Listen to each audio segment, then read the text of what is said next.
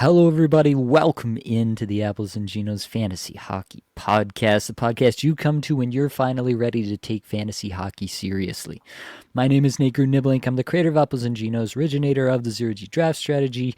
And in this podcast, I am going to tell you, along with my best friend Blake, how to win in Week 6 of the fantasy season. Let's get it.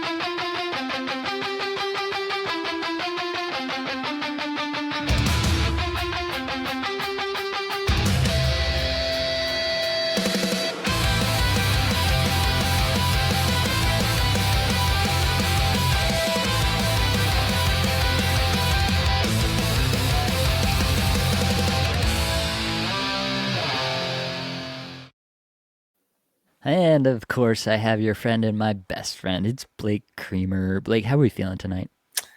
I don't know, buddy. I'm feeling torn here. It's the second week in a row. I don't know. Fun fact for everybody out there: Nathan Gruden-Niblick, he'll read anything that you put in front of him. He's like Ron Burgundy out here, right? I am Nate Gruden-Niblick. Yeah. So if it's in front of him, he'll read it. So fun fact about Nate. Let's take advantage of that later. Anyways, buddy, it's good to see you. I always miss you. I love this show. I'm ready to go. We got a fun one here. How you doing, my man? Doing not too bad. Took a weird spill into the boards tonight and feeling it in the ribs, but had a 3-point night from the blue line tonight. The team came up with a clutch 10-3 victory. So, yeah, we had a good outing in beer league. So, like a young Cam Fowler. Something like that. Yeah, definitely a late night beauty for sure. Well, despite I'm sure most people at home just living for our beer league talk, I think we should get into it. Blake, why don't you start us off with some newsies?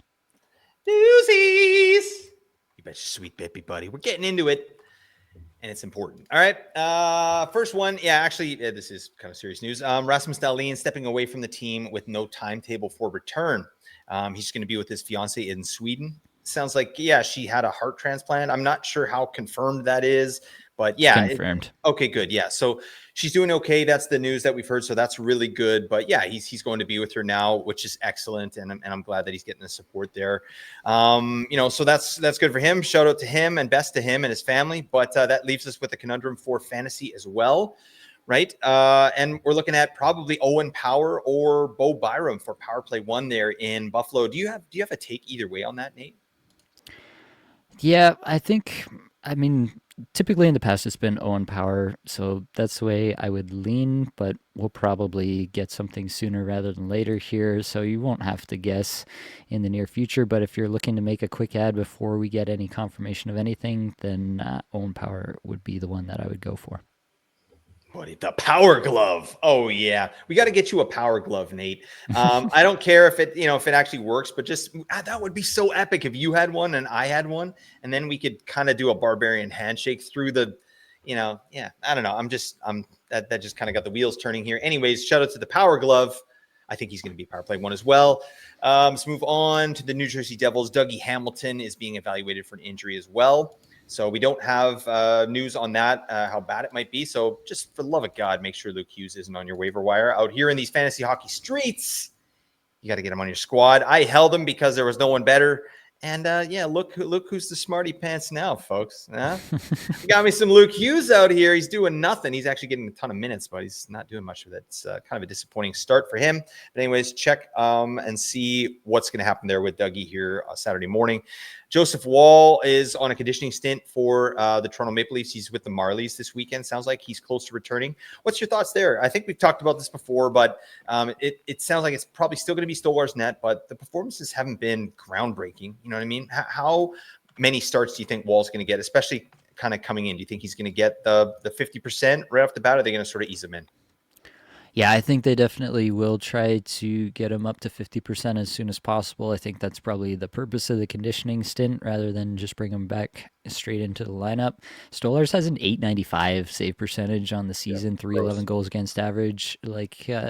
I just think that they had something that really worked last year with the 50-50 tandem, and that's what they want to get back to as soon as possible. So that would be my expectation. There you go. Over to Philly. They're quite the Phillies.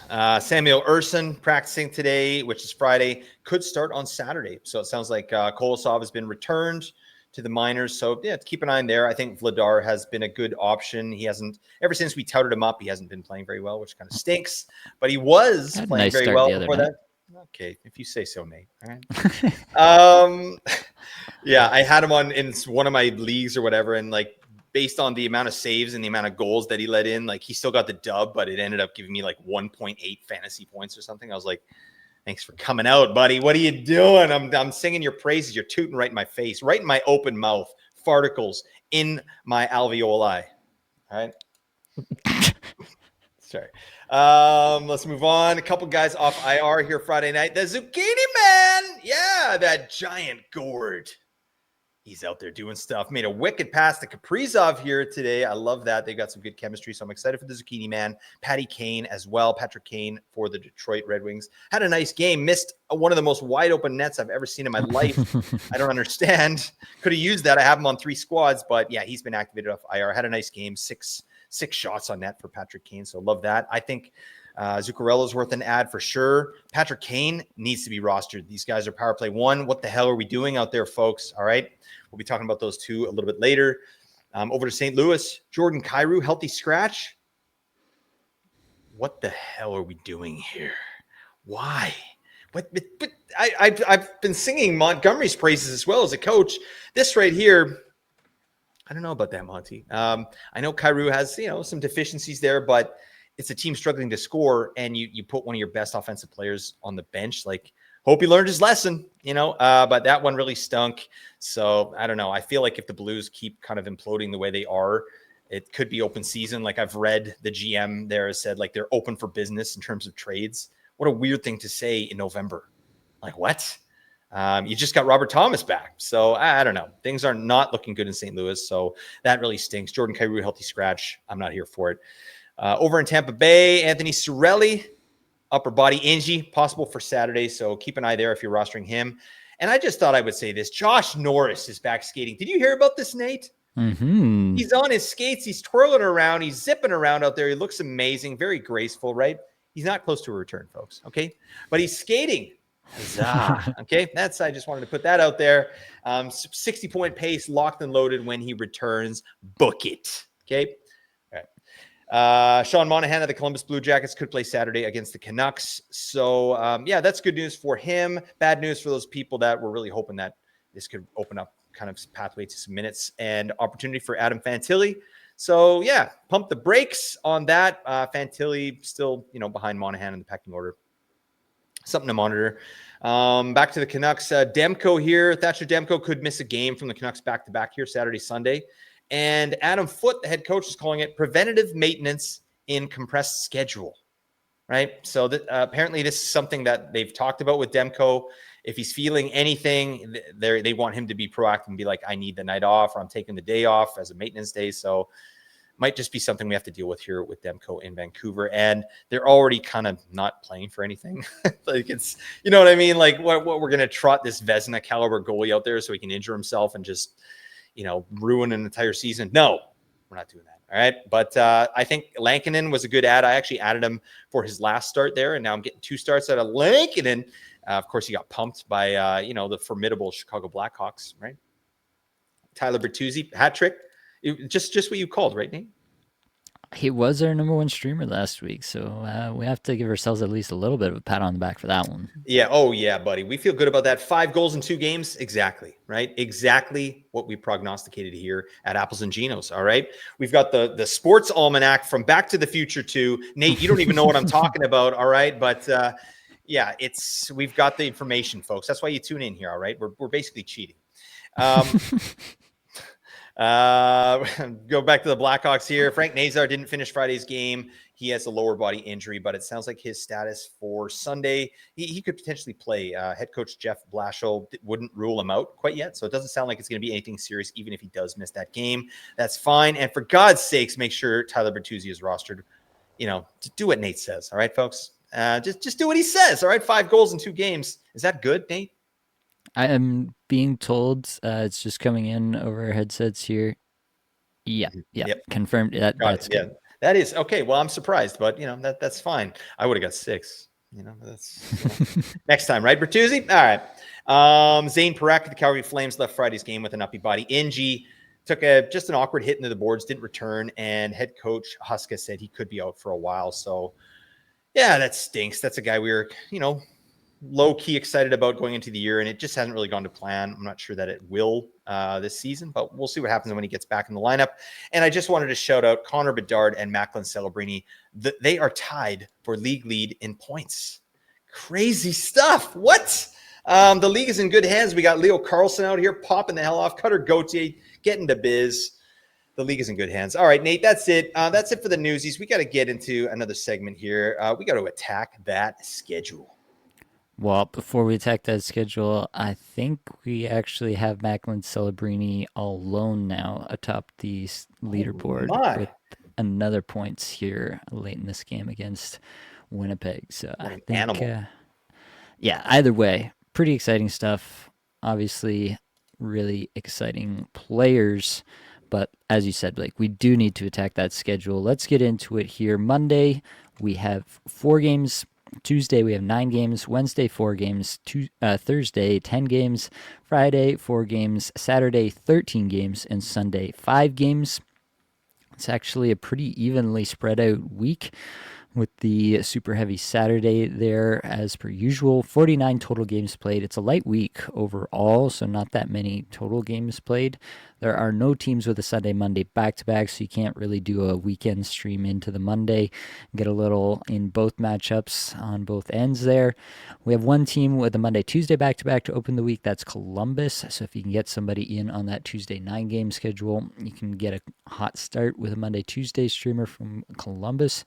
3 teams with Monday Wednesday off nights. That's Edmonton, New Jersey, and the Rangers.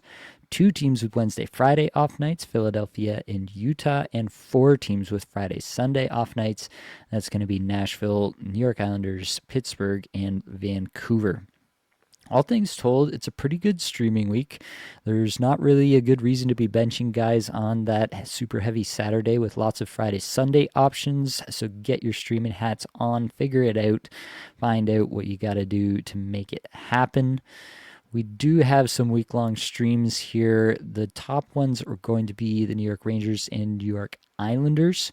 Those teams are both going 4 games with 3 off nights. The Rangers do play on the super heavy Saturday, but the Islanders' only heavy night is that Thursday 10 game schedule. So you might actually be able to get all 4 games out of an Islander. So that might be a way that you want to look. We also have the Edmonton Oilers and Vegas Golden Knights. It could be a good week-long stream. They both have 4 games, 2 off nights. Both of them play the Thursday and Saturday heavy nights there, so probably you're missing the Saturday, but maybe you can get the other 3 games in from them. Anything to add there, Blake? You have a streaming hat? Oh, yeah, it's like a sorting hat from Harry Potter, but it's a streaming hat, and I put it on when I'm, building my waiver wires for the week, and it tells me all the best players. That's how I got to Tyler Bertuzzi. Damn Didn't it, you I know knew this? it. I knew it. I knew there was something that, wasn't above board here. Now I know. Using magic. How dare you? The dark arts of streaming fantasy The hockey dark players. art. The fantasy hockey in general is the dark art. All right, Blake, let's continue on then. Let's lower some expectations for some people. They don't get any lower, right, folks? I'm sorry about that. It's only up from here. Okay. Let's look at some of the teams that stink for this upcoming week. All right. We got one team for sure that is going to be tough to roster some of the fringe players, and that's the Chicago Blackhawks. They have 2 games only this week. They play the Wednesdays, which is a 4-game Wednesday. So, yeah, you're obviously going to get them in there, and then they play the busy Saturday, which is 13 games. So, yeah, I don't know. They had the great streaming week here this last week. They had all the 4 off nights. So, yeah, I think you can probably balance a few of these guys. But, of course, now they're all popping off, aren't they? I think Frank Nazar was injured, like I said. So hopefully you can just put him in your IR. I think that's a player you want to hold if you can. I mean, he got off power play 1, so it's It's a little easier to drop Frank Nazar at this point, I would say. So if you have to, go ahead and do that. But we got Ryan Donato, Sam Renzel, another player that's been bounced off of power play one. So I'm not too interested in holding him. But Nate, talk to me about some of these other Hawks here. We got Burakovsky, who's popping off. Teravainen, doing his thing. But Tyler Bertuzzi obviously getting nuts here. And then Artem Levshunov, with a nice little point streak here. Yeah, there are some really nice things going on in Chicago at the moment. I mean, coming off this 4-0 win, everybody's going to be riding high for sure. That being said, it's still Chicago, Yep. and there's a good chunk of this that is just some really extreme efficiency that feels unlikely to continue. So, yeah, I think at the end of the day, like going into this game here before tonight, Burakovsky had 6 points in his last five. But he only was ranked 251st shots per 60, 209 individual expected goals for per 60, but up at 28th in on ice expected goals for per 60. That part's nice. Bertuzzi, 44th in individual expected goals for per 60 and 102nd in on ice expected goals for per 60. Both of these guys, like, I would like to hang on to them, but realistically, in a lot of 12 team leagues, there's probably somebody out there who, like, for example, we're going to talk about him a little later on, but if Kyle Palmieri's out there and he's going to give you 4 games this week, then that's a no-brainer to me. I'm flipping over to Palmieri because my baseline expectation when I add it all up at the end of the year is that Palmieri, Bertuzzi, and Burakovsky probably all look relatively similar, and the likelihood of getting more points out of Palmieri in a week where he's going to give me 2 extra games played is just so much higher that I value this week that much more. So I would be willing to drop any of the Chicago Blackhawks not named Connor Bedard this week if it would give me an extra couple of nights from a pretty good streamer like Palmieri. Yeah, I mean that's why we stream, folks. It's just simple math at that point, right? There's no point in holding a guy that's not going to be playing, right? You just want to take zeros? No, hell no. Like I found myself picking up a guy, and we'll talk about these teams later. But I picked up like Braden McNabb because he plays 4 games this week, and even if he gets something like 2 to 3 fantasy points, a game at the end of the week, that adds up, right? Whereas if you're only getting 1 or 2 games out of a player, yeah, it's math, folks. Math, right? We do that. Remember in math class, they'd be like, you had to get one of those like calculators, the fancy calculators. And like, well, you can't have your calculator in your pocket, right? So you have to get this special one. It's like, little did you know, Mr. Leung. All right, buddy, I got a calculator. I can do all kinds of crazy crap. All right, but it cost me $1,000. All right. Where am I going with this? I'm sorry. All right. So yeah, I'm with you there with Chicago. I'm going to hold Burakovsky till the wheels fall off. I don't even care. All right. I do care. That's fine. I would expect nothing less. Thank you very much. It's high praise. All right. There are also 12 teams that have 3 games with 0 off nights. So they all play the Tuesday, Thursday, and Saturday.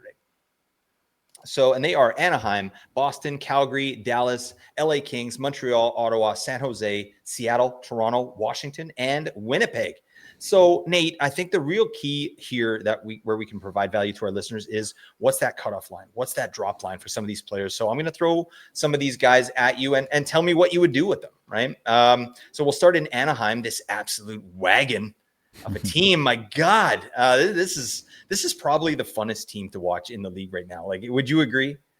Yeah, it's not close at the moment. Like Anaheim, Utah is like the game that I want to see every single night right now. Yeah, they're unbelievable. The puck movement, the skating. Like, oh my God. But anyways, let's stop glazing Anaheim here.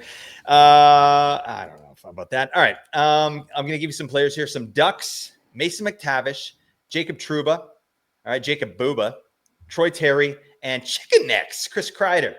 Okay, are you interested in maybe getting off some of those players, or are they making your roster in those busy days? Yeah, honestly, like it's pretty hard to bench anybody over there right now. Truba, I would, in a point setup Yeah. and maybe something where you don't get a lot of weight for his bangers, what his peripheral contributions are, then I would consider moving off of him before this week, but he's been playing a ton of minutes and doing pretty well at it. So it is going to be hard to move off of him, but I could see myself doing that this week if the player I can pick up is a lot better, or if I'm going to be benching Trouba on some heavy nights. Same goes for McTavish here. struggling to understand what to do with McTavish. Like, it feels like he should be doing really well. He's playing on the line with Gauthier at even strength, but he is on power play 2, and they are really going heavy on power play 1 the last little bit, especially. They've loaded up that top power play unit. It's Carlson, it's Gauthier, it's Terry, it's Kreider, it's Lacombe, which I think is actually like the unit that we were like asking for if you go back to Please do that. Yeah. our preseason preview that we did on Anaheim. So that's pretty exciting to see, but that means that McTavish is off of it. And yeah, the underlying stats are good, not great. He's got some good on ice stuff going on, but to me, that feels a little bit like just the fact that he's playing with Gauthier, and the average time on ice is dipped under 17 minutes a night. So McTavish is one that I'd actually consider dropping this week in, some maybe some less competitive 12-team leagues, definitely 10-team leagues. I could move off McTavish, not dropping Terry, not dropping Kreider. Their underlings look terrific. They're playing terrific. They're scoring tons of goals, tons of points. You can't drop those two. It's awesome out there. I do want to shout out Mason McTavish. I really believe that he is a part of Cutter Gauthier's success at this point, right? Obviously not on the power play, but I really like Mason McTavish as a facilitator. He's kind of that underrated, like Joel Eriksson Ek kind of guy, or like just that center that maybe is a bit more defensively responsible and is getting a bunch of third assists out there. So, but yeah, that doesn't matter. A hill of beans for fantasy. So I'm with you there, but I do want to shout that man out. I think he's really playing well, and he's facilitating a lot of this offense here for his line. So let's move over to Boston. We got the nerd, the geekster, Morgan Geeky, Poindexter. We got Pavel Zacha, both power play 1 currently. Zacha's been playing really well. And then, for your bangers leagues, you got Nikita Zadorov. What are you doing with those power play players? Throw Victor Arvidsson in there as well. What are you doing? You keeping Victor Arvidsson in a when they're playing all on the busy nights there? Yeah, it's hard to. You're definitely keeping Geeky. He's been phenomenal. Underlying Absolutely. stats look terrific. 25th individual expected goals for per 60 over the last 5 games as well. It all looks really good for Morgan Geeky. Pavel Zacha has low key been terrific. He's got 14 points in 16 games to start the year. I think some of that is unsustainable, especially away from Pasternak at even strength, even with this Lindholm injury. So Zacha, I would consider moving off of, but I don't feel like I have to. He's playing well. He's scoring points. He's on the top power play. So things are going his way at the moment. So yeah, I don't think you have to move off of Zacha or Arvidsson for that matter. And Zadorov, yeah, the bangers are really good, actually better than even usual from Zadorov this Yeah. year. So yeah, and the bangers cats, I think I'm trying to hang on to him as well. He's a dingus, isn't he? See what he did to Matthew Schaefer the other night? And I like Zadorov because he played here in Vancouver, and he's a bit of a force, but oh man, like he's probably he probably needs to be beaten a little bit. You know what I mean? Like seriously beaten physically. But I don't know if it's going to happen. The man's pretty imposing. Anyways, let's move on to Calgary here. And we've got some interesting options. We got Mackenzie Weegar, it's weird to talk about him as a potential drop. I'm not saying we should, but I'm interested in your take there. Rasmus Anderson, Jonathan Huberdeau, Blake the Snake Coleman, Matt Coronado, fresh off an 11-shot game here against the Blackhawks. Really nice stuff. And then Zane Parak, we had him on here, but like I said, he is injured. He's probably going to be injured for a while, so you can safely drop there. What do you think about these Flames? Yeah, Coronado had this massive game here tonight. 11 shots on goal is crazy. But yeah, it was in a losing effort at the end of it all. And it's hard to really get a read on what's going to work at any point for the Calgary Flames this year. Nothing has really worked for them so far. I think they're doing a lot of the right things in terms of where they're allocating their ice time. It's just not going in the net. Them and Seattle are the two teams that I look at. Like, you just don't have that finisher. You don't have that guy. And it's so hard to win in this league without that guy. So yeah, it's a tough spot to be for Calgary. I'm not dropping Uyghur, Anderson, Huberto, Coleman, Coronado. I can see dropping all of them though if I had to. I'm not going to lose any sleep over that. Yeah, that's interesting because Anderson has been getting the power play 1 deployment, and not saying I wouldn't drop Anderson, but yeah, he got power play 1 this last game. He's seen it over the last few games here, or at least a higher percentage of it. So are you still like, what is Mackenzie Weegar to you on power play 2? Is it just kind of that peripheral floor you're looking at and the efficiency with his shooting that he's kind of shown in the past, or what are you hoping to see from Weegar there? Yeah, it's a little bit of all of it. Like, he has been efficient in the past in the system. Yeah. I think like the forwards are not really doing anything to help him out at any point here either. So theoretically, I think that gets better at some point here as well. And so I'm a little bit waiting for that other shoe to drop because it just feels like it can't be this bad forever. Maybe it can, but it feels like it can't be this bad forever. So yeah, a little bit waiting for that to normalize as well. And yeah, I don't really know what to make of the power play in this last game because they did kind of flip things around. They were trying this Anderson and Perek thing, but Kadri wasn't even on that power play unit. Uyghur was with the Kadri power play unit, and Huberto, Frost, Coronado were with Anderson and Perek. So this last game kind of throws that out the window a little bit too. So I don't even know what the power play units are actually going to look like in the next game. So something to monitor there, but if Perek is going to be out for any time, then it could be Uyghur going back to power play one. Anderson still has an expiration date with this team for me as well. And so, yeah, I think there's multiple ways that Uyghur gets a little bit better from here on out. And he doesn't have to be terrific to at least return value. So, yeah, I just think that this is probably the low point of the season for Uyghur. Yeah, no, I like that. I mean, obviously, that's a player we like and has that safe floor as well, even when he's not doing stuff with the periph. So there you go. Let's head over to Dallas and take a look at some of these players. I mean, we're looking at basically Tyler Seguin, right? He's one of the guys that's kind of on that bubble there. Any of the other players, like I think you're holding. I mean, if you have Sam Steele out there who's been putting some numbers on the board, but the metrics are terrible, like that's not real. So it's basically it's basically Tyler Seguin. Also, I want to get what's your temperature on Thomas Harley these days? Yeah, Harley's another one that's been a little bit tough to figure out because it um, has really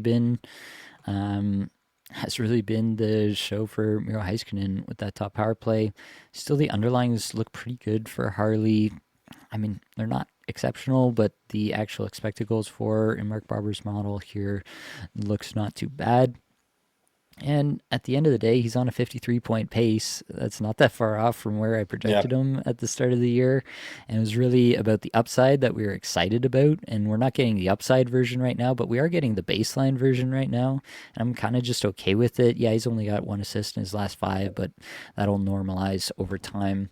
As far as Sagan goes, I don't think you have to hold him, but I do think he's a player like typically I think he's going to provide you with a decent amount of stuff. His ice time has been all over the place, which has been the hardest part to judge with Sagan. And then it might change again with Duchesne coming back into the fold here sooner rather than later. So that is a player that I don't think you have to roster, but I do think he is rosterable still. So yeah, that's where I'm at with Sagan. yeah. I also like Duchesne and Seguin together, right? I think Yes. that's going to be a net positive for Seguin in general. So it's just something to watch, something to think about. Let's move over to the Kings of Los Angeles and look at some of these players here. They're still rolling a 5 forward power play set there. You think they'll do it all year, Nate? I don't know really. I think it is probably still their best look. I would love to see Brant Clark there for fantasy I purposes, know. but I don't know if that makes it necessarily better. But yeah, I think there's a pretty good chance. All right. Well, let's take a look at what we're dealing with here with the Kings. We got Drew Doughty. Again, looking for this drop line here, Nate. Anze Kopitar, Brant Clark. I think Clark and Doughty probably pretty easily droppable if need be, right? You want to be getting games. But Kopitar, Kuzmenko, I want to throw in Corey Perry in there because this guy's Mm. been getting the biz. It's crazy. Like the minutes have actually been all right as well. Like he's getting up around 16 plus, which is I don't know, like whatever he's doing, it's working well in the system that LA has there. So I'd love to get your thoughts on those Kings players. First the defense, and then Kopitar, Kuzi, and Corey Perry. Yeah, the defense is a tough one. I don't think there's. I was excited about Brant Clark with those two games, and then Jim Miller promptly said no and dropped his ice time down again. So yeah, that's a tough place to be. Drew Doughty, like to me, is probably not a top 48 defensemen, like for a 12-team league in most points settings that I'm seeing out there. So that's a player that I'm not really interested in rostering most of the time, and I would be willing to drop him pretty easily this week. Kopitar, Kuzmenko, like if Kuzmenko's not a lock for the power play, then really what is he a lock for? Playing with Deneau and Moore at even strength currently. Yeah, I think you can move on from Kuzmenko for sure. And Corey Perry's an interesting one. I would try to stay in the Flames there with Corey Perry. I fully expect it to run out and for him to go back to just a fourth line grinder role and do nothing for fantasy. But while it's working, I'm okay with it. So yeah, I might try to stay in the Flames with Perry for a little bit longer here. Yeah, he looks good out there too. It's it's crazy. He thinks he's back on the Ducks. I don't know what's happening. Okay, over to Montreal. There's obviously, I think there's a definite tier break here with Montreal. Like there's players that are easily droppable. One of the players that I'm really interested in there is the Professor Mike Matheson. This guy's been playing a ton of minutes. He's usually good peripherally. I mean, the points are not there. They're not going to be there like they once were. What are you doing with this player? Yeah, insane minutes for Matheson. Over 27 minutes in 4 of the last 5 games and 25 plus in the other. So crazy, crazy stuff in terms of the deployment there for Matheson. But yeah, it's going to be hard to continue to roster him if you're rostering 5D and the other guys are getting more games and you're thinking about already sitting Matheson on the heavy Saturday, maybe even one of the other nights if you're a little bit unlucky with how your D shakes out. So yeah, if that's the case for you, then you definitely can drop Matheson, but I think he's rosterable. Like I would definitely take Matheson over Doughty straight up. I don't think that should be close to a controversial take right now with the way the two teams are going, the way the two players are going. So yeah, I am less inclined to drop Matheson, but he's definitely not the caliber of player that I'm going to lose sleep over it if I have to. Yeah, always check and see how your D shakes out, folks. All right, you want to be on top of that. Oh, no, Nate's muted himself. I don't know what's happening. He was about to say something just foul, I'm sure. He is a sick mind, that Nate. I'm just talking about defensemen here, and this is fantasy hockey. Nate, you know what I'm talking about? Oh my goodness. Sorry about that. All right, let's move on. We got to talk about the Ottawa Senators. Thomas Chabot, the Pinto Bean, Shane Pinto, Dylan Cousins, who's still power play 1, but he's not doing a damn thing out there. What's going on, my man? And then Claude Giroux. I had a couple questions about Claude Giroux, so I'm interested to hear your take on these Senators. Yeah, I mean, Shabbat, I still think you should be hanging on to. Shabbat, for me, is a little bit of a cut above. We know he's going to get lots of minutes there in Ottawa. I think he would still be top power play if anything happened to Jake Sanderson. And if that were the case, he would probably be a pretty valuable fantasy asset. Dylan Cousins has had a real rough go as of late, and it just feels like this might just be who he is, like a guy who's just wildly inconsistent, gets on hot streaks, gets on terrible cold streaks, and just can't seem to find his way out of them for a long time. And that just might be who Dylan Cousins is at this point. His underlines are putrid, like truly awful. For a guy who's getting top power play time, it's truly awful. I don't know why they don't want to give Pinto that time. I guess it's just because Pinto's already getting 20 minutes a night doing all his penalty kill and matchup stuff. But Pinto is clearly the superior player this year, at least, and I don't think that should be a debate. Yeah, I like Pinto. I'd like to hang on to him if I can. He's got 4 assists in his last 5 games, so he's still giving you stuff there. 18th in individual scoring chances, 4 per 60, but 153rd in individual expected goals, 4 per 60. So he's not actually hitting the net as much as he was earlier on. I think that's just some normalization from his hot start, but he is still giving you assists, so he's still giving you something. So that's nice. So yeah, Shabbat I'm definitely hanging on to. Pinto trying to hang on to. Cousins and Giroux, they can go off my team and I will not lose any sleep. So heartless, Nate. Just like that. Now, what have you done for me lately? Not much. I'm sorry about that, Nate. All right. Next team, San Jose. We're talking Dmitry Orlov. I think that's a pretty easy drop for me, unless you're in a deep league, right? He's still getting minutes. He can provide you some peripheral value, but I'm more interested in guys like Tyler Toffoli, Will Smith, and William Eklund, who hopefully does return potentially this week coming up here. I think they put him on IR retroactive, so we'll see what happens with Eklund. But yeah, talk to me about the Sharks and the Ducks and how much better they are than Vancouver in the Pacific Division. What the hell? I'm not going to pile on there, but Oh, yeah, thank you, buddy. Toffoli and Smith, even going into this game here tonight against the Jets, in which they both picked up points.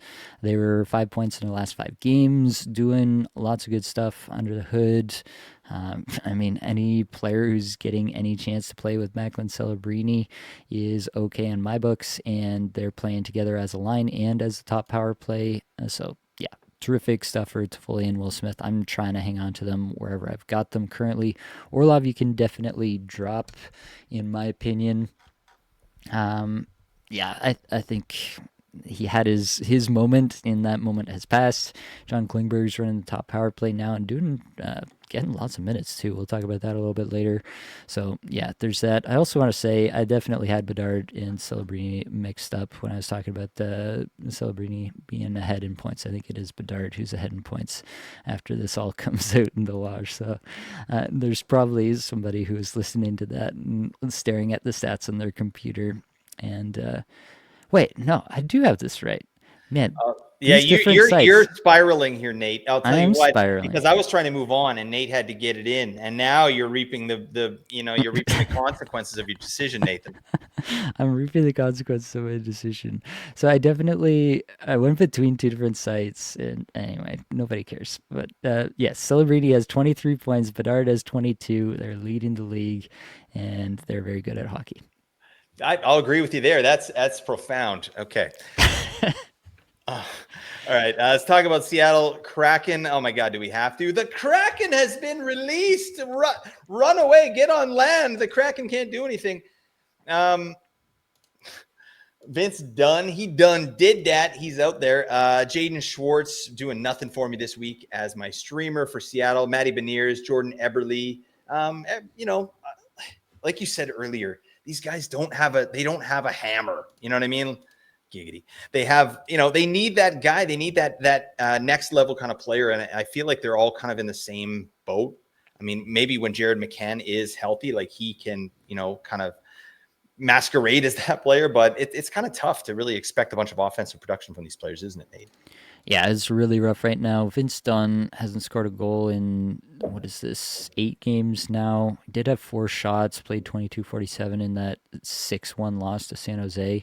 Pretty rough. He's just not a big time peripherals guy, so when the team's not going well, it is hard for him to generate a lot on his own, but he is shooting a decent amount this year, a little bit up from last year. So that part I like for Vince Dunn. I'm not dropping Vince Dunn yet. I think he's hashtag good at hockey, and so it's hard for me to move on from a guy like that.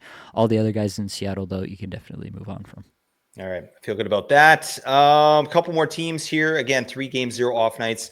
The Toronto Maple Leafs, right? And now we've got an interesting, like Morgan Riley and OEL switching spots on power play 1. So we'll see if that sticks. But obviously, Oliver Ekman-Larsson is the power play 1 quarterback now for the time being.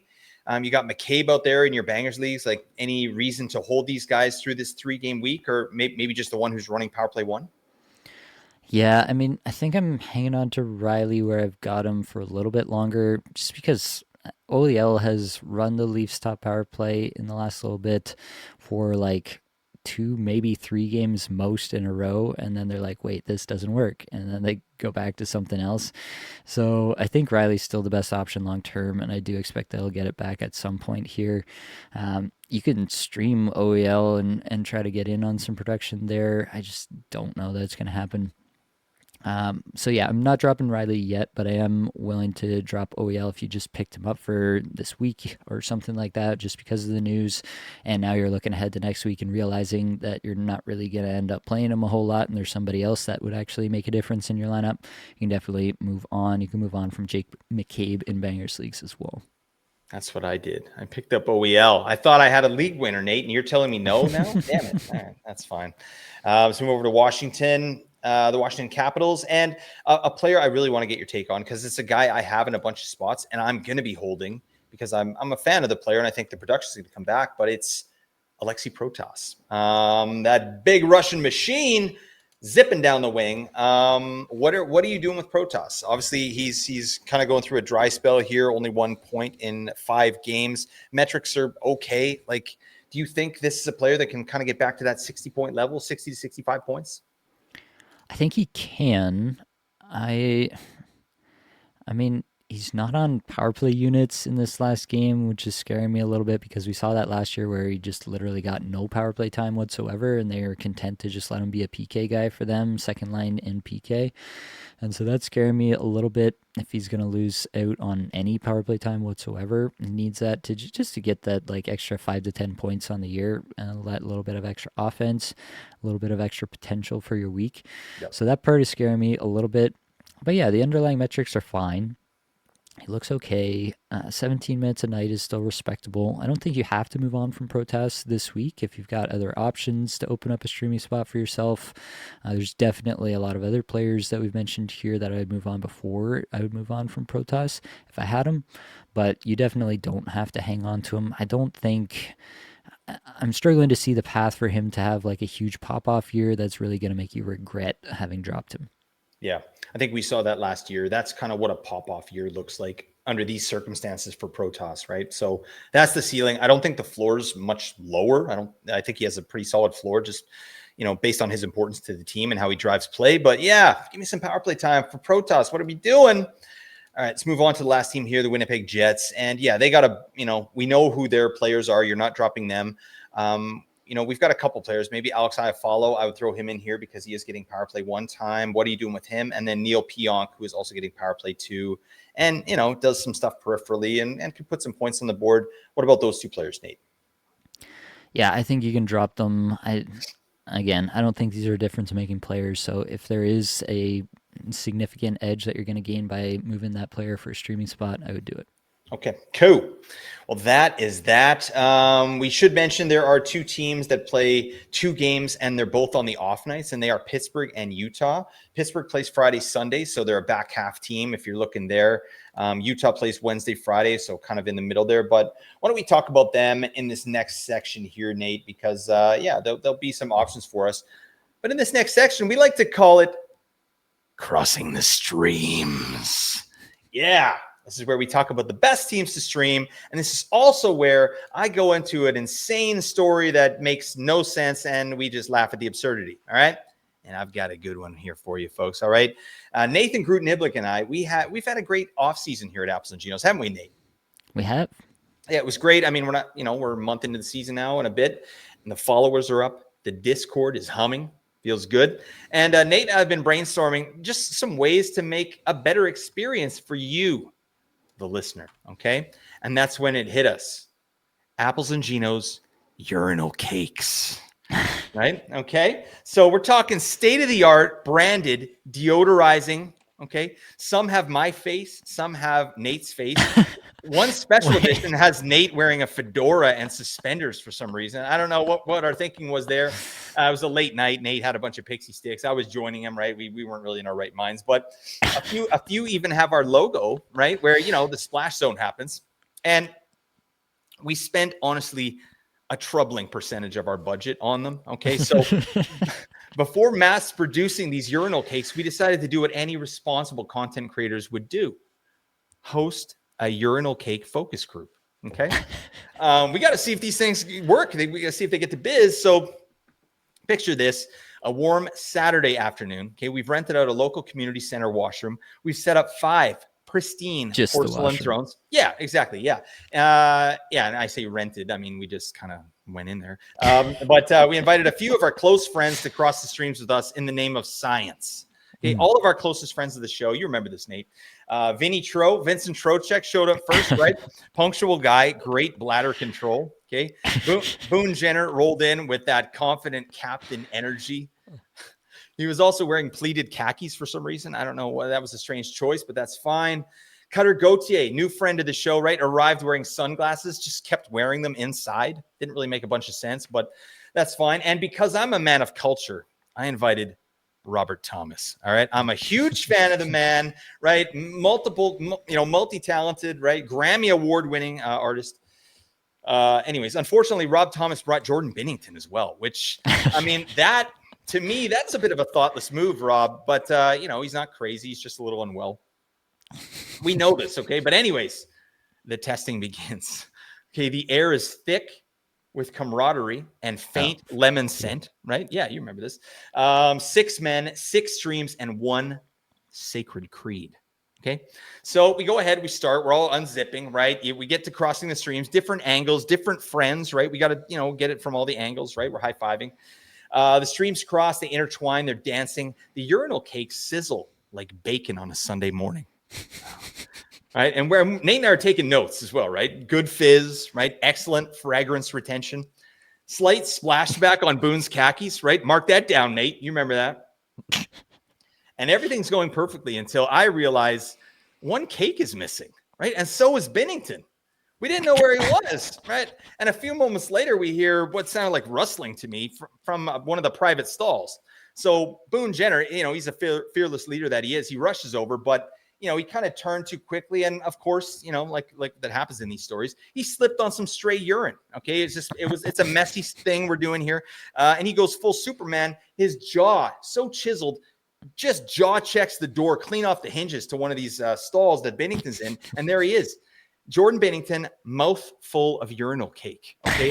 Eyes like a deer caught in a fluorescent bathroom light. And Rob Thomas he just says, smooth, right? He just said that. I don't know. It was weird. And then Boone, he's standing there in the wreckage, urinal cake crumbs on the floor, Bennington frozen mid-bite. And it hit me, Nate. And you were there for this. You remember, maybe innovation isn't about results.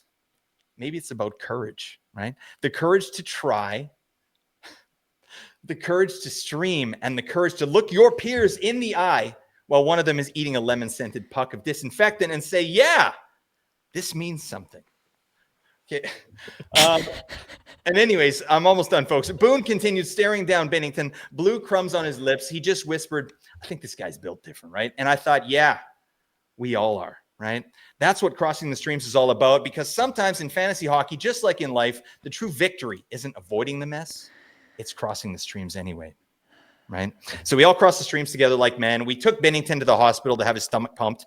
And Nate and I found that experience to be profound. But, I was really curious because we didn't get to cross, cross the streams either during that time. We were kind of on opposite ends. And I just wanted to say, what did you take from that whole experience, Nate? What were you thinking there? I can't remember what I was thinking in the moment. I can only tell you what I'm thinking right now, and that is this is not what I had in mind when I started a fantasy hockey podcast We have 4 derailed. years ago. Yeah, and this is where we're at, and for better or for worse, right, Nate? Oh, it's definitely. What's the line? Who can say if I've been changed for the better, but I have been changed for good? So I'll leave it at that.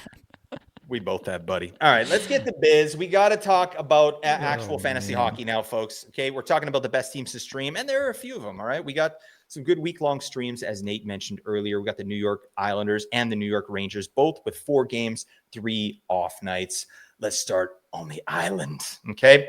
And we're looking at the ass man, the Heine man, Emil Heineman. He's out there. Anders Lee, Kyle Palmieri, that drywall smasher, and then Jonathan Drouin. Is he still play hockey? I don't know. But talk to me about these players here, Nate. Especially Emil Heineman. I'm interested. Like, the minutes aren't there, but he's doing stuff out there. He's doing just enough. And in a week like this, like, I think you got to have him. Yeah, Heineman is getting really good underlying numbers. Second in individual scoring chances, 4/60 in the league over the last 5 games heading into Crazy. tonight's game. Fourth in on-ice scoring chances, 4/60. Playing on that line with Horvat and Barzal. It's a nice spot to be if that sticks. If it doesn't stick, then it starts to get worse a lot very quickly as you move down that Islanders lineup. So that is the concern, obviously, with Heineman. But I do have some love for it. He's a banger as well, throws the body, so you're getting that value at least. I like Anders Lee still. His underlines look really good. His ice time's ticked up a little bit. He's over 16 minutes average time on ice in the last 5 now. And Kyle Palmieri is just such a steady performer, I feel like. Whenever you need a good stream from the Islanders, you always look to Kyle Palmieri. Just about 19 minutes average time on ice the last 5 games before tonight. 4 points in his last 5, 68th individual expected goals for per 60, 85th on ice expected goals for per 60. That's exactly the kind of profile you're looking for whenever you're looking for a streamer. So, like Palmieri there. Drouin is just a guy who ends up getting some power play time, and that's basically why he shows up here. But it's really hard to roster Jonathan Drouin at any point. You can do worse in like a 14 team points league, but that's probably the extent of my Jonathan Drouin rostership.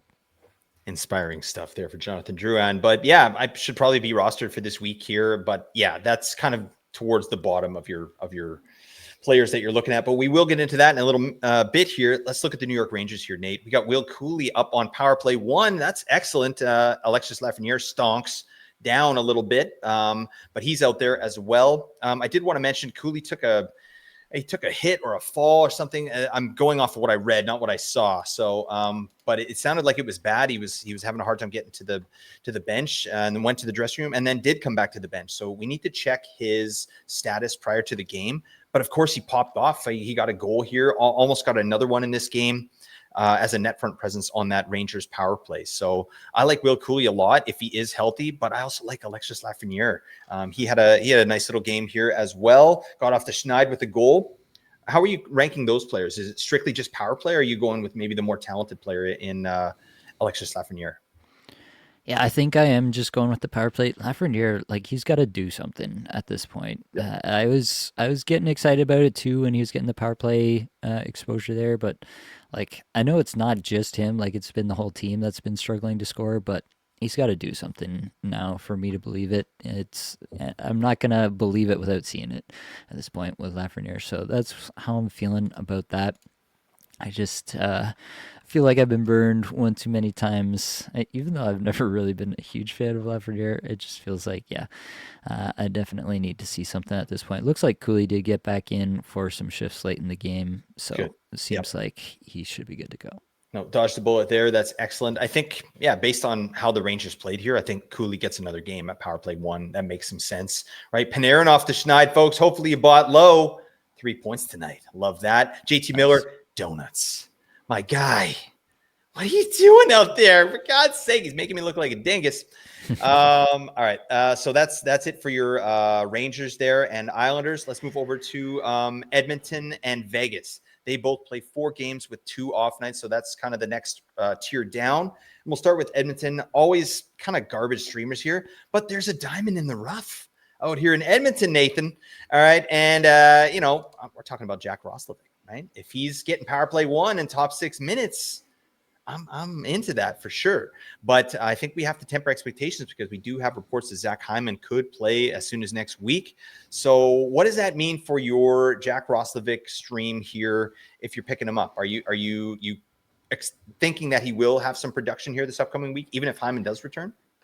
Yeah, I'm still interested. I think it's entirely possible that they kind of ease Hyman back in. He's been out for a very long time at this point. It could be that they say, if it ain't broke, don't fix it, at least for the first little bit. And so Yep.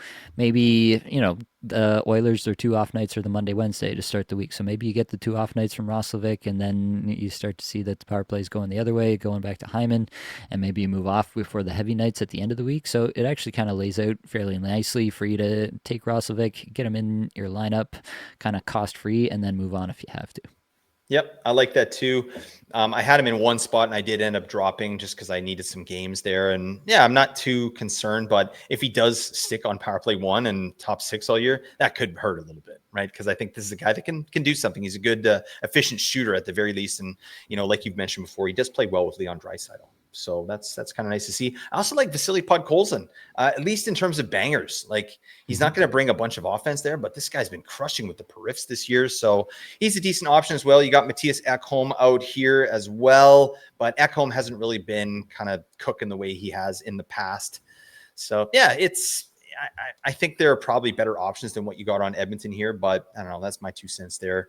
Anything on those players, Nate? Yeah, I don't mind Ekholm. Still shooting 37 shots per 60 amongst all defensemen in the last 5 games, so he's still doing a little bit of that. And yeah, Podkolzin's been shooting a little bit as of late, so you can definitely do worse than those 2, but they're definitely not at the top of the list. Absolutely, buddy. Let's move over to Vegas. We're looking at Noah Hannafin, who's returned to the lineup here.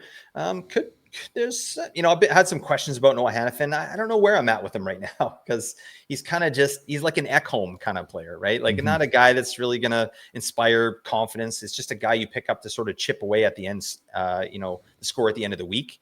So that's terrible praise for Noah Hannafin there. But I do like, come on, Bobby, let's go party. Ivan Barbashev, he's out there, all right, and he's getting some great even strength deployment, and he's a really good part of that line there, Ivan Barbashev. So I'm into that. William Karlsson as well, I think, is an option for these 4 games if you can get him in a spot there. So how do you like these Vegas Golden Knights here, Nate? Yeah, Hannafin is kind of like your Power Glove wearing version of Owen Power. Oh, God. So You think he's a level up from Owen Power? I Oh think so. my As a God. player, I think so in terms of the offense. But if Power is getting power play 1, then I would still take Power for the week, or basically as long as Darlene is out. But in terms of their actual talent side by side, I think I would take Hannafin, at least for fantasy purposes. Vegas, obviously, terrific offensive environment as well. Yeah. So Hannafin will get in on a bit of that. So I don't mind that for the week, especially if you can fit him in for all 4 games. Barbashev, I love for the week. 28% rostered on Yahoo, even after that big game that he had. So there's definitely some opportunity there. And Carlson's your deep league streamer, basically. Yeah. Barbashev's on an 88-point pace this year. Can he Seems do it? sustainable. Yeah. Oh, absolutely, buddy. Yeah. He's shooting 67%. 6-7. What the hell? Oh my God. Get 6-7 the hell out of my life. All right. I want to talk about 8-9. That's what I always say when my son says it. He's like 6-7. I'm like 8-9, and then he just goes away. It's a very dad move. Yeah, then he just leaves. Then I ruin it for him. Let's move on.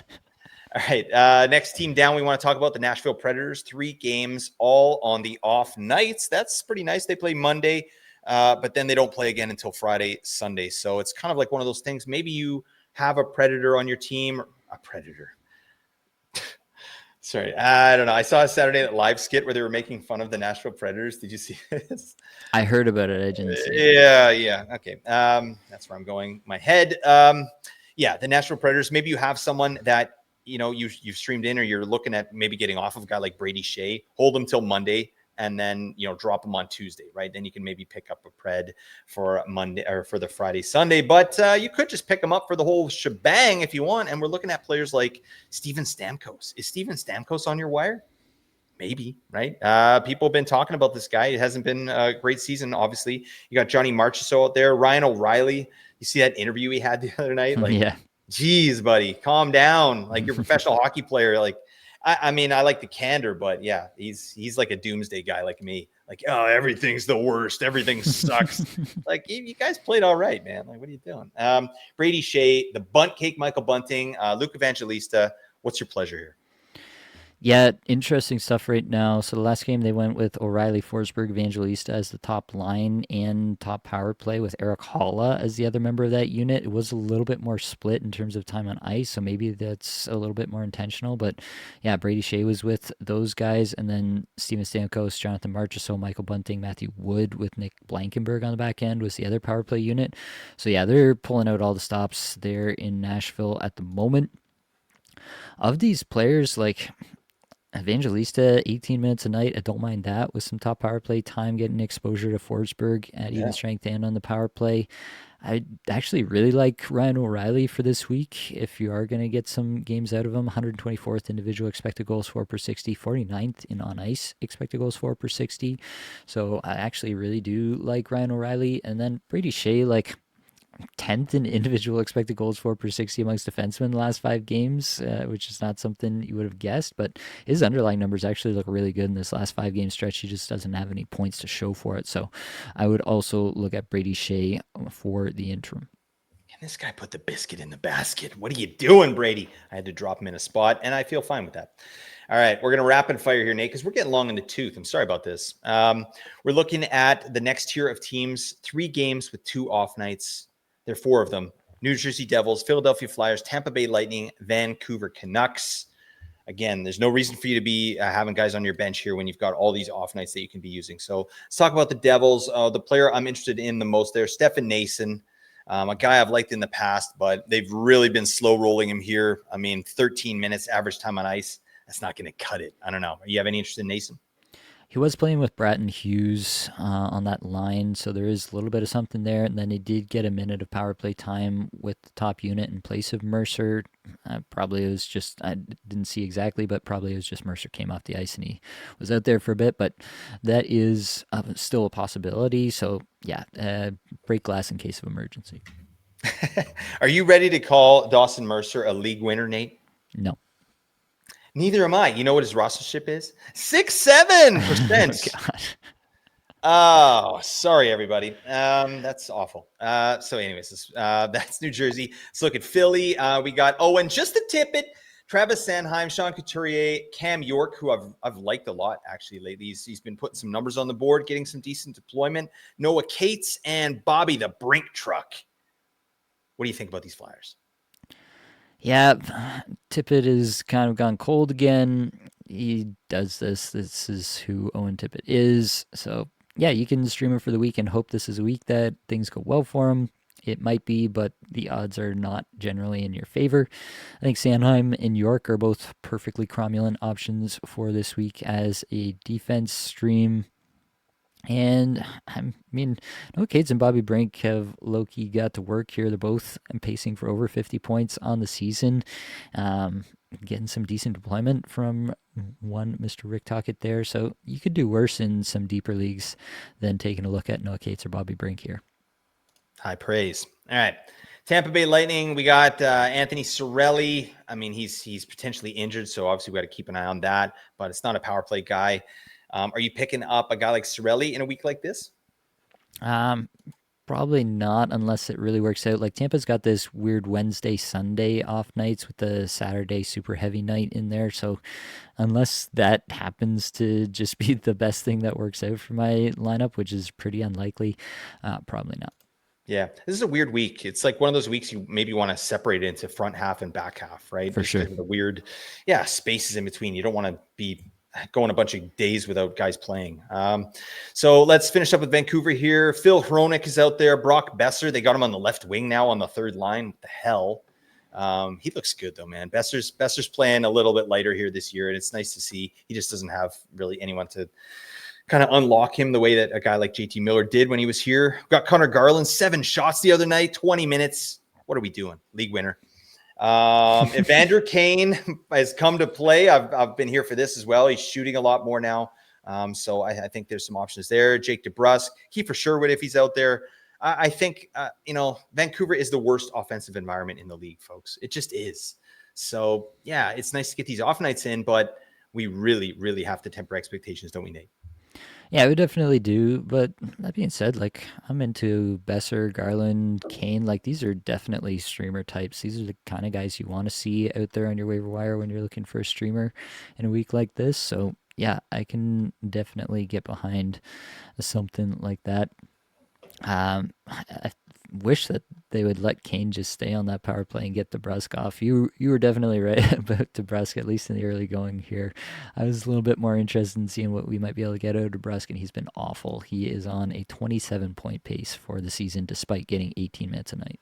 Yeah, he looks listless out there, which is rough stuff because they need a guy that's going to make a difference, and it turns out it's like the third line here in Vancouver. Like Kiefer Sherwood is like our best player every night. He's amazing, by the way. But yeah, it's not a winning strategy, folks. All right, let's talk about one more team here. Columbus Blue Jackets, 4 games with 1 off night.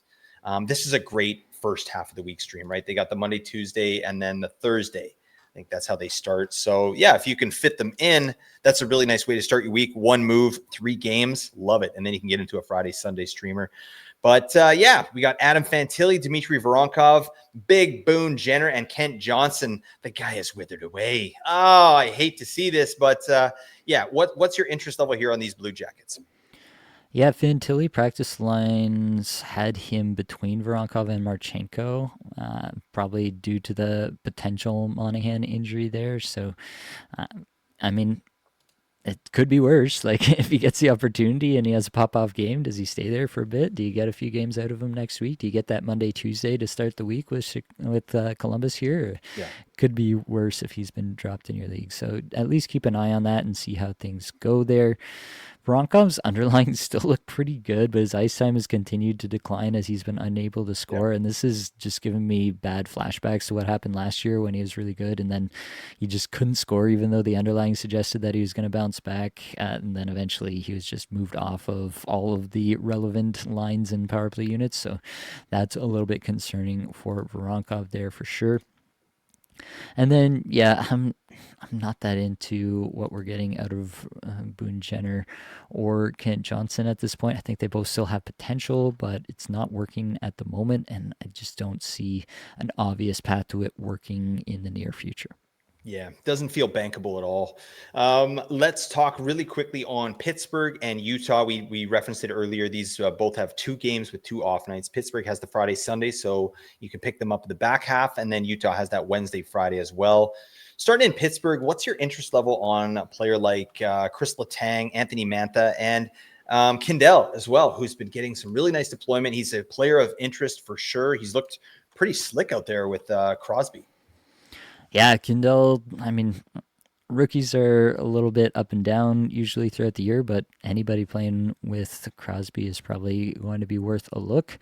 And Manta's come to play this year as well. I don't want to try to Absolutely. take anything away from him either. So but yeah, Kindell is obviously the one to get excited about. His underlings actually look really good as Yep. well, as you might expect playing with Crosby. But yeah, really good stuff over the last little bit for him. So he's definitely the number one out there for sure. I don't mind rostering Chris Letang. He's getting over 22 minutes a night. He's got 3 assists in his last 5 games. The underlings are fine, just not great. And Mantha is your deep league guy.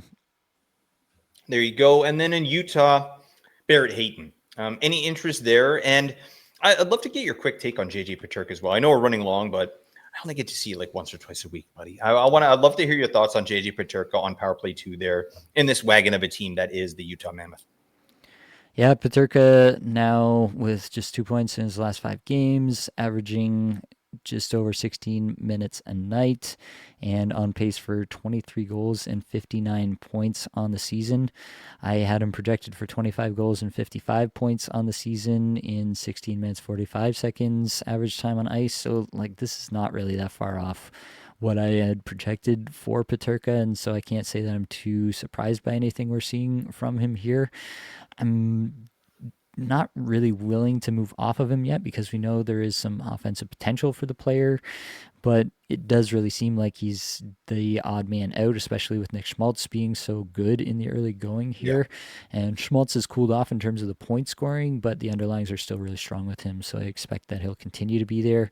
And even if he comes off the power play, it's not clear to me that it wouldn't be Barrett Hayton who gets on the top power play, if only to take some faceoffs and go to the front of the net.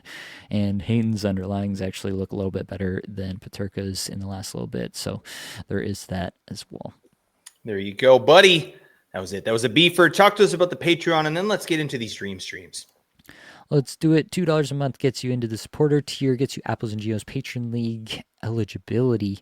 We have had 3 openings in the APL so far this year, and we've been filling those from the wait list. So if you want to get in on that wait list, maybe get yourself in a better position for next year in the APL by taking over a team this year, you should definitely do that. Apple's tier, $8 a month, gets you APL eligibility, also gets you access to patron-only Discord channels and live shows. Blake's going to be working on a Waiver Wire live show that you will definitely want to check out and see how he gets to biz. Also gets you show notes, including weekly ad targets for this show right here. Also gets you access to the Apples and Ginos player evaluation tool, where you can see how incredible Macklin Celebrini truly is. All right, Blake, let's get into some dream streams. These are this is basically the segment where I rank all the players for points, for hits, for blocks for the next week here. For points, I'm going to go with some Islanders here. Kyle Palmieri off the top. I will add Will Cooley here, expecting him to, get a little bit more of a run after it went well. His audition on the top power play, scores a goal there tonight. So Will Cooley, number 2. Anders Lee coming up there as the number 3. Heading over to Nashville, obviously with the 3 off nights, they're comparing to the Islanders and Rangers here as the other teams with the 3 off nights. I'll go Marchessault, I'll go Stamkos, I'll go Evangelista. Big tier there. You could see these lines jumbled around as soon as the next game. And realistically, whenever you're making this ad, go look at the lines and go with Yeah. the guy who's getting the best deployment. That's how I would do it. Then over to Vancouver, 2 off night teams here, but Brock Besser, Connor Garland, and Evander Kane, I'm all pretty interested in, as I mentioned, and also Jack Roslovic, I wanted to fit in here as well. Just on the chance that he sticks on that power play, then you really got something hopefully there with Roslovic. I think Roslovic is a guy who has an expiration date. He always seems to have these hot streaks and then go missing for months on end, but I definitely think that next week you could do a lot worse than Jack Roslovic. Anything to add there, Blake? No, it's just on Roslovic, he's never had these kind of players to play with. So That's true. that's kind of a neat piece. So yeah, I'm interested in seeing what he can do. All right, best for hits ranked Will Cooley off the top. He does that. Then Emil Heineman, Michael McCarron from Nashville, Braden Schneider from the Rangers, and Alexander Romanov from the Islanders. Romanov also the best for blocks. You can also go with Will Borgen, Vladislav Gavrikov, Ryan Pulak, or Jean-Gabriel Pajot, actually doing a whole ton of blocking this year for the Islanders as a center. Anything to add on the Beefers, Blake? You forgot Braden McNabb. Oh, yeah. We got the 4-game Vegas. If you got McNabb out here, he's a beefer du jour. All right. He's great. But yeah, great stuff. All right. Now we're moving on to Hold Me. These are the players that we want to hold as long as humanly possible, basically as long as they'll let us. And first off, I want to mention 6 players graduated from this list are now more than 50% rostered on Yahoo. Leo Carlson up to 75%, Mercer up to 67%, Zegras up to 62%, Faber up to 59%, Troy Terry up to 54%, and Dmitry Orlov at 54%. We did it, Nate. We did it. Number 1 here, Patrick Kane needs to be on a squad. 42% roster on Yahoo. That's criminal. William Eklund, Will Smith, both these guys, we love. Eklund on IR right now, but when he's back, I expect him to pick up where he left off. Actually, a lot of guys, Zach Benson, Sean Monahan, Jared McCann, all injured. Mikael Granlund I have further down this list as well. All those guys, they're who I'm still interested in if they're playing. Tyler Toffoli, Andrei Svechnikov back line 1 power play 1. Want to shout that one out for a second because I think the player's good. It's just I don't know how much you're going to be able to trust his deployment at any point in the season, but definitely pick him up for now and hope that it sticks around for a while. Owen Tippett, Brock Besser, Jonathan Huberdeau, Chris Kreider I think is moving up this list for me. Just seems like he's got the chemistry going right now with Carlson and Terry at even strength and on the power play, and that's exciting to see. Anton Lundell, I still have some hope for Voronkov here just because the underlines do look pretty good, but it's waning as his ice time declines. Yep. Connor Garland, Will Cooley, Pavel Zacha, Marco Rossi, and Evander Kane snuck on as the 20th player on the list there. Anybody you want to highlight from that list, Blake? Obviously Patrick Kane, but I'm still into the Butler, Zach Benson. I feel like that when he gets healthy, I don't know if I'm adding him to my squad right now because I don't think you need to. But when he does get healthy, I'm interested to see what his deployment looks like and if he can get back on line 1 power play 1, because if he can, it's blast off time, folks. All right, sub 20% rostered. Matt Zuccarello is 18% rostered. The Zucchini Man should be rostered in far more leagues. Went straight back to line 1 power play 1 in his first game back here this evening. Would love to see it. Jack Roslovic I have here because it feels like a bit of a free square this week. You get him for the streamer schedule, and then if he sticks on power play 1, if he sticks on the Draisaitl line, like who's to say that he couldn't have, one random pop-off year here? It wouldn't be the most surprising thing by any stretch. Ryan O'Reilly, I think, is going to have a nice week here. I think he's pretty motivated internally, and his underlying numbers are not that bad. Kyle Palmieri, Tyler Bertuzzi, Josh Doan, all power play 1 guys who I think could pop off in any given week, could be guys that actually do stick in your lineup, especially in deeper spots. Jordan Eberle, Anthony Mantha, Matt Coronado, Victor Olofsson, Anders Lee, Jackson Blake round out the top 12 here, sub 20% rostered. Who do you like here, Blake?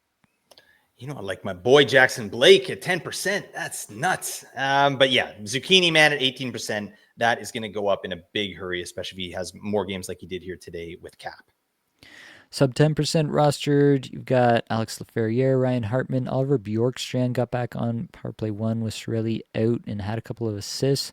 Jonathan Druin, Shane Wright, Jack Quinn. It gets ugly real quick down here. None of these guys I have a ton of confidence in. Ryan Hartman at least is getting minutes there in Minnesota, so I'll shout him out. Minutes, he does shoot. He's a pretty prolific shooter. And Prolific. Oh wow. with Zuccarello coming back, he might actually get some better line mates too at even strength. So that's something to note for your deeper leagues there. Let's move over to defense. Long-term place here. Justin Falk is actually having a nice little time here. The Blues as a whole are not having a good time, but Falk is. So that's something to note. John Klingberg is getting big minutes in power play one in San Jose, which is actually not a bad spot to be at the moment. Sean Walker is hanging on to power play one. Thought maybe Keandre Miller coming back would knock him out of there, but Sean Walker has 4 points in his last two games. 6% rostered on Yahoo. That's definitely a look. Artem Levshunov replaced Sam Rinzel on top power play this week. Had a power play assist here tonight. Looked it up, and he's got points in 5 of his last 6 all of a sudden. The minutes are pretty suspect, but if he can start to build on some of this here, then he could still. I mean, I still think that Chicago envisions this guy as a top pair defenseman for them down the road, so they might start to build on that a little bit more if he's able to handle it as he matures into an NHL role. Own power. Obviously, this is only in effect as long as Dahlin is away from the team, but we really don't know how long that is, so I think he's worth mentioning here. And then you get into the secondary guys. You got Ekholm, you got Sanheim, you got Ekman Larson, as long as he's able to hold on to that power play from Riley there in Toronto. Letang, Brant Clark, I still have all the faith in the player, so it's hard for me to move him off this list, but he's going to need some more minutes and or power play one for this to really pop.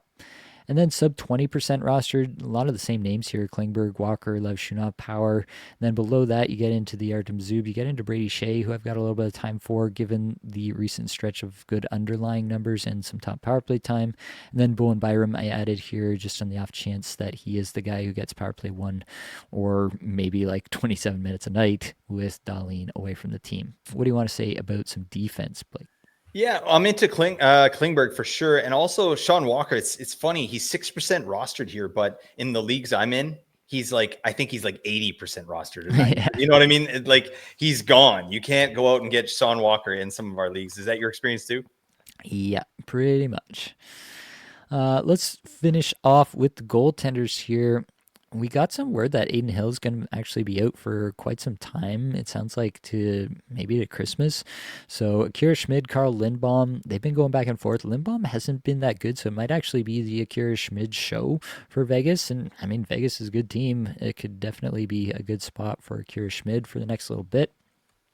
Dan Vladar, I know you poo-pooed Vladar here, but I mean, the next start after that start that you mentioned where he barely got you any points despite winning the game, he did allow only one goal on 24 shots But I in a already dropped 3-1 him, win. Nate. All right? I didn't get those Well, points. that's on you. So, Damn it. John Gibson, I think John Gibson might be starting to take a little bit more of a hold of this Detroit Red Wings net, and so I'm into that. 30% rostered.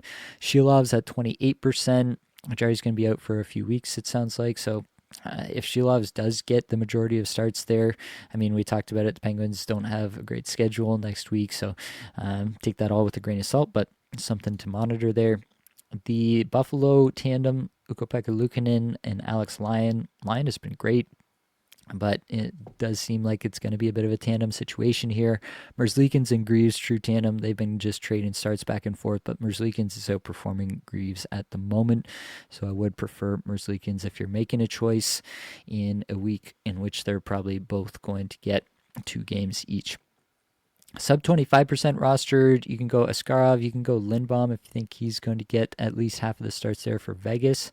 Joel Hofer had a shutout here for St. Louis. They are desperate for a goaltender to step up and take the reins there.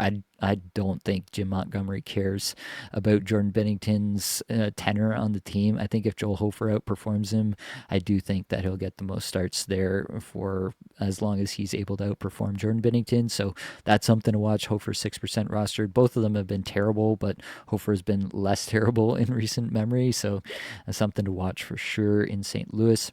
And then Sergei Murashov. This is a goaltender for the Penguins with Jari out. And there was a lot of stuff in Penguins camp about Murashov being the best goaltender in that camp. And they're like, man, he's too young. We can't just like bring him straight to the NHL. We got to let him, marinate in the AHL for a bit. He's gone to the AHL and he's been terrific in the AHL. And so now, like, I don't know. Like, if she coughs up a hairball in the next game, who's to say that Murashov doesn't get a little bit of run? Who's to say that he doesn't get a lot of bit of run if he continues to be exceptional? That's just a name that I want to throw into people's minds here. 0% rostered on Yahoo at the moment. Anything on the goaltenders, Blake? What a deep cut. I think Akira Schmid for sure is the guy I'm interested in. I picked him up right away. I was surprised they went to Lindbaum after Schmid got a shutout there. It didn't make any sense. So I'm hoping that even if it's 2 for Schmid, 1 for Lindbaum, I think that's more than enough for Schmid to return a lot of value for you. Definitely. Last up here, the head-to-head streamer Deathmatch. Right now, we're doing the Jackson Blake versus Jordan Eberle dance. Eberle's a little bit ahead, 13.15 APL fantasy points versus Jackson Blake's 10.35. We will see how it pans out by the end of the week. But we also need to make some picks for the upcoming week based on everything that we've talked about so far. Blake, who is your Huckleberry? I'll tell you, give it to me, Neil. Neil Groot Nibbling, folks. That's we're changing your name legally to Neil. Nate, are you fine with this? No. Okay, that's fine. I didn't get consent. I'm not moving forward.